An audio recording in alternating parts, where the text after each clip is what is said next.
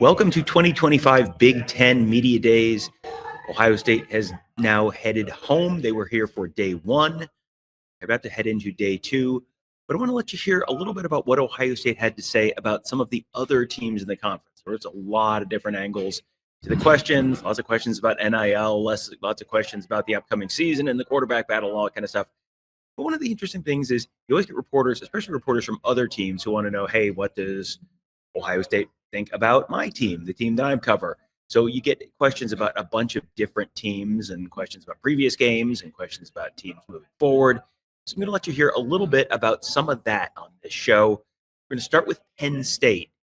Sonny Styles was asked about former Ohio State defensive coordinator Jim Knowles.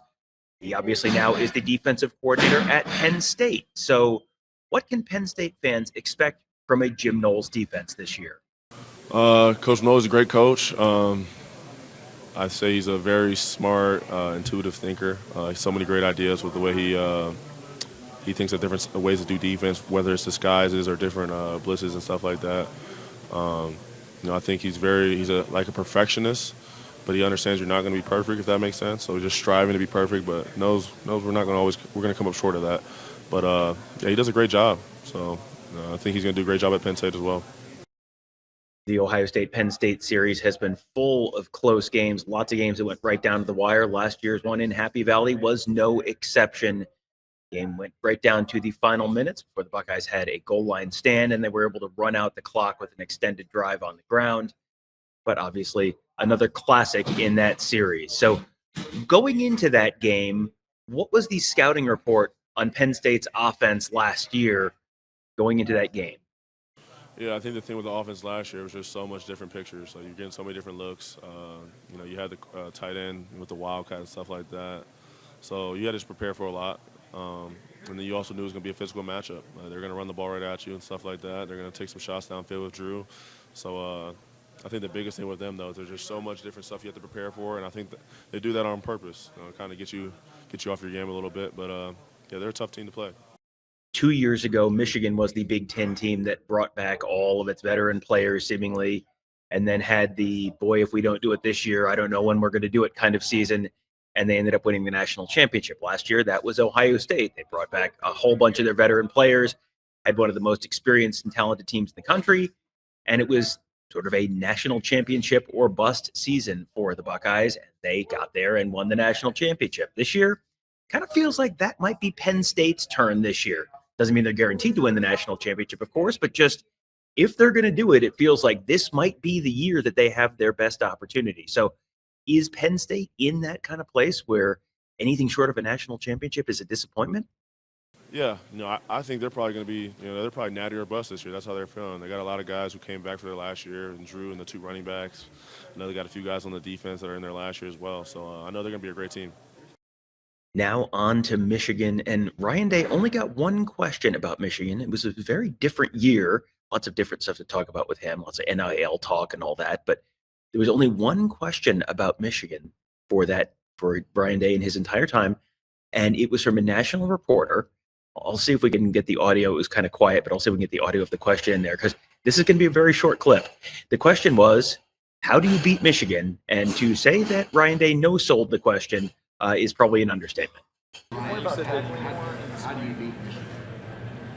Well, I score more points on them. Next up, a question for Ohio State linebacker Sonny Styles. They obviously won the national championship last year, but did the year feel a little incomplete because they didn't also beat their arch rivals from Michigan? Yeah, the goal is to win that game every year, plus the Big Ten and the national championship. So, went 1 for 3 on that one, but obviously we got the biggest one. But, in my 3 years being here, we haven't accomplished those other 2 goals. So, that's the goal this year, to go get that done, plus the national championship. But I think we're just excited, ready to go put it all out there. I think Coach Day's done a good job this year talking about, surrendering the outcome, not being afraid of losing, no fear in not achieving the goal, just going out and doing everything you can to achieve the goal. Next up, Jeremiah Smith. And there's sort of talk around college football that rivalries may not mean exactly what they used to nationally, because Alabama, they could lose to Auburn and still make the college football playoff and win the national championship. It doesn't necessarily ruin your season the way it might have in previous years. We've seen Ohio State make the college football playoff, even in the 4-team format in 2022 after losing to Michigan, and they made the college football playoff in 2024 after losing to Michigan and won the national championship. But it doesn't sound like Jeremiah Smith believes that has really changed the meaning of the Michigan game for Ohio State at all. I feel like they crazy. Rivalry is a rivalry. I don't care what you're talking about. You can say, "Oh, we lost, but we won that championship." I feel like it's still a rivalry. Still, you should win that game. So to me, I take every game very serious. Don't care what it is. So I just want to win.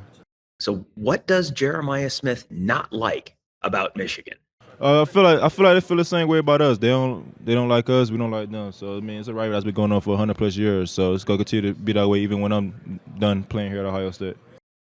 If you have been inside the Woody Hayes Athletic Center, you know there are reminders of the Michigan game all over the place. So it's hard to not think about it quite frequently in there. Ryan Day has talked about the fact that they work that game 365 days of the year. So how often does Jeremiah Smith find himself thinking about the Michigan? I mean, I see it probably every day. Just walking down the cafe, and I look to my right, and I see the countdown to the game. Then I see all the plays people made in the game and everything like that. Then the gold pens. So I just, I want a pair of gold pens and, hopefully win the game this year. Sometimes you get people who walk up later and ask similar questions, and you sometimes get a little bit of a different answer. So this is going to be a little similar to a question you heard earlier in the show. But the question is, has the expanded college football playoff changed how much the Michigan game means to Ohio State? Yeah, they're important to me. Like, I want to win every game. So if it's on our roster, I want to win it. So it don't matter if it's people think it's not a rivalry no more. People don't think it's the same as it used to be. It's still a rivalry at the end of the day, and I want to win. So no one on that Ohio State roster has been part of a team that has beaten Michigan. So what does this year's Ohio State team have to do to change that? What did the Buckeyes have to do to beat Michigan? Just be Ohio State. Don't make the game harder than what it is. That's all I should say about it. Yeah.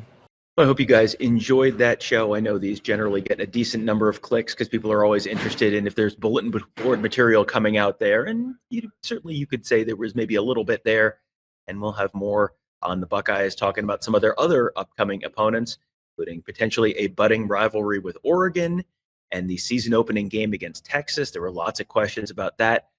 We'll have other videos with those. And then, of course, all those teams, they're also going to be talking, not Texas, but Oregon, Penn State, Michigan. We'll be talking to those teams about Ohio State and let you know what they had to say about the Buckeyes. So make sure you keep it here on youtube.com/Buckeye Huddle. I'll have coverage all week long from Big Ten Media Days, including interviews with players and coaches and reporters from other teams and lots of live shows and insight and analysis. That's all at youtube.com/Buckeye Huddle. Make sure you're subscribed to our channel. Make sure you hit the thumbs up on this video. And also make sure you check us out at BuckeyeHuddle.com. We do more than video. We do a lot of writing, do a lot of photography, but also a really fun and active board, the Huddle Board presented by Jeff Ruby's Columbus. That is all at BuckeyeHuddle.com. We hope to see you there.